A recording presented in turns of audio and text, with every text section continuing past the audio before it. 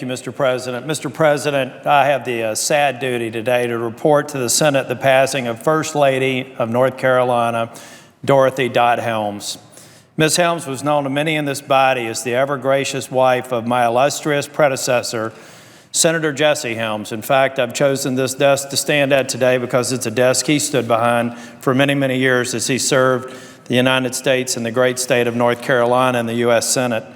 For 66 years, Dot Helms was the rock upon which the Helms legacy was built. Long before she met her future husband, Dot Helms was a trailblazer in North Carolina. She was the first woman to graduate from the University of North Carolina School of Journalism in 1940, where she rubbed elbows with the likes of fellow Tar Heels, Edward R. Murrow, and her friend and classmate, David Brinkley. While a reporter for the legendary owner-editor of the Raleigh News and Observer, Josephus Daniels, she met a young man on the sports desk named Jesse Helms, and the rest is history.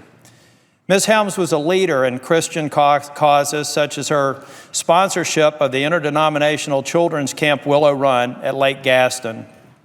While in Washington, she taught at Gallaudet University, and she actually wrote a book on great Americans who happened to be blind. In the Senate, she was the leader of the Senate Ladies Bible Study, the Congressional Wives Prayer Group, and the U.S. Senate chapter of the Red Cross. She was a confidant and pillar of many friends on both sides of the aisle, including Elizabeth Dole, Irma Bird, Beryl Benson, and Lyndon Johnson Robb. Politically, she was a close friend of Ronald and Nancy Reagan. In 1976, she took the unusual step of campaigning tirelessly across the state of North Carolina in support of then-Governor Reagan's insurgent presidential candidate in 1976. Needless to say, the governor carried the North Carolina primary against the sitting president, in no small part due to the work of Dot Helms. 2 years ago, Governor Pat McCrory awarded Dorothy Helms the Order of the Longleaf Pine for her contributions to the civic and religious life of the Tar Heel State. Fittingly, the governor honored her with the official North Carolina state toast. Here's to the land of the longleaf pine, the summer land where the sun doth shine, where the weak grows strong and the strong grow great. Here's to the down home old North State, where the strong grow great.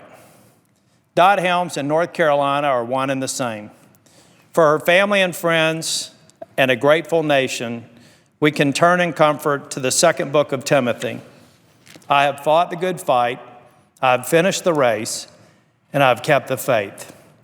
Mr. President, I ask unanimous consent that the obituary of Ms. Helms from the Jesse Helms Center and Foundation in Monroe in North Carolina be placed in the record at the conclusion of my remarks. And Mr. President.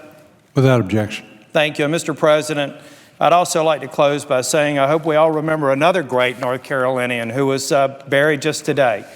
Congressman Coble served 15 years in the North Carolina House. He was a great American and he'll be missed. Thank you, Mr. President.